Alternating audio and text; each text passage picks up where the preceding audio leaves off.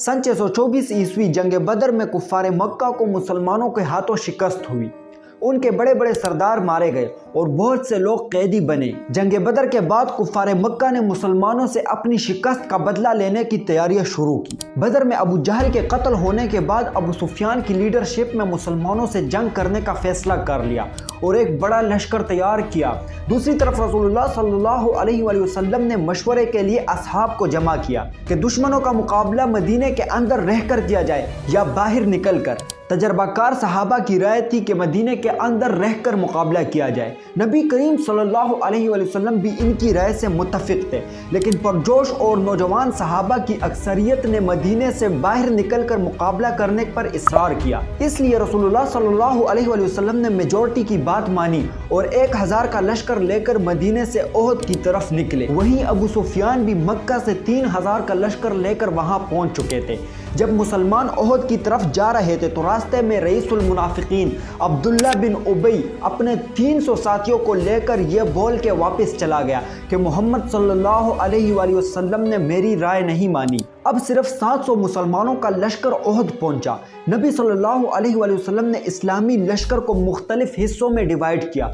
मुसलमानों की पुष्ट की तरफ एक पहाड़ी थी जहां से दुश्मन के हमले का इम्कान था। आपने अब्दुल्ला बिन जुबैर रज़ी अल्लाह तआला अन्हु की सरबराही में 50 तीर अंदाजों का एक दस्ता उस पहाड़ी पर तैनात किया और उन्हें ताकीद फरमाई कि तुमने पहाड़ से नहीं उतरना, आप लोग अपनी जगह नहीं छोड़ेंगे चाहे कुछ भी हो जाए। दूसरी तरफ अबू सुफियान ने भी अपनी फौज को मुख्तलिफ ग्रुप्स में तकसीम किया। मार्च 625 मुसलमान और कुफ्फार आमने सामने हुए।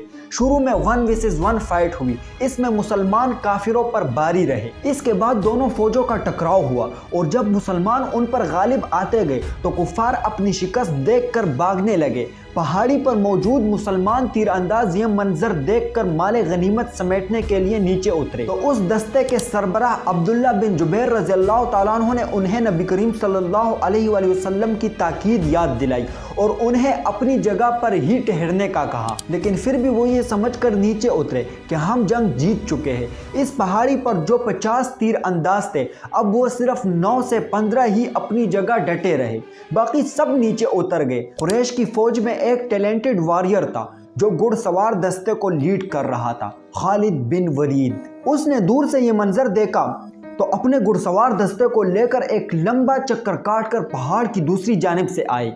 अब्दुल्ला बिन जुबैर रज़ियल्लाहु तआला अन्हु के साथ जो चंद सहाबा उस पहाड़ पर मौजूद थे, घुड़सवार दस्ते ने पहले उन्हें शहीद किया और फिर उसी दर्रे से गुजरकर मुसलमान फौज पर पिछली जानिब से भरपूर वार किया। कुरैश की पैदल फौज जो शुरू में जंग से भाग निकले थे, उन्हें अबू सुफियान की जोजा हिंदा, जिसका वालिद, चाचा और भाई बदर में मारे गए थे, वो कुरैश के भागती हुई पैदल फौज को वापस जंग में धकेल रही थी और वो फौज वापस जंग में कूद पड़ी क्योंकि खालिद बिन वलीद अपने दस्ते के साथ पिछली जानिब से मुसलमानों पर टूट पड़े।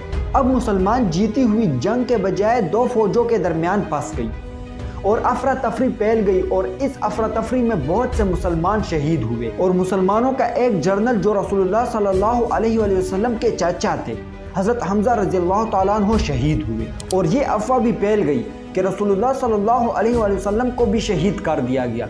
ये अफवाह इसलिए फैली थी कि जब खालिद बिन वलीद पहाड़ के पीछे से मुसलमानों पर हमला कर रहे थे तो उनके एक ग्रुप ने मोहम्मद सल्लल्लाहु अलैहि वसल्लम के कैंप पर भी हमला किया। कैंप के पास चंद सहाबा रसूलुल्लाह सल्लल्लाहु अलैहि वसल्लम के प्रोटेक्शन के लिए मौजूद थे, लेकिन फिर भी आप सल्लल्लाहु अलैहि वसल्लम के कुछ दांत शहीद हुए। इसके बाद मुसलमान फौज जैसा तैसा करके वहां से निकली और रसूलुल्लाह सल्लल्लाहु अलैहि वसल्लम को प्रोटेक्ट करके पहाड़ के ऊपर गए। अब अगर कुरैश उनका पीछा करके पहाड़ के ऊपर चढ़ते तो मुसलमान ऊपर से उन पर तीर बरसाते। इसलिए अबू सुफियान ने वापस जाने का फैसला किया कि हमने बदर का बदला ले लिया है। एक हिस्टोरियन इब्न इसहाक के अकॉर्डिंग अबू सुफियान ने पूछा कि क्या हमने मोहम्मद सल्लल्लाहु अलैहि वसल्लम को कत्ल कर दिया है?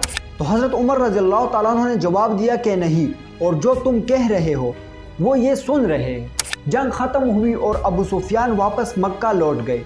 इस जंग से मुसलमानों को यह सबक मिला कि अपने लीडर की खिलाफ वर्जी नहीं करनी, क्योंकि रसूलुल्लाह सल्लल्लाहु अलैहि वसल्लम की नाफरमानी की वजह से ओहद में मुसलमानों को बहुत नुकसान हुआ था। अबू सुफियान तो अपनी फौज लेकर मक्का वापस चला गया।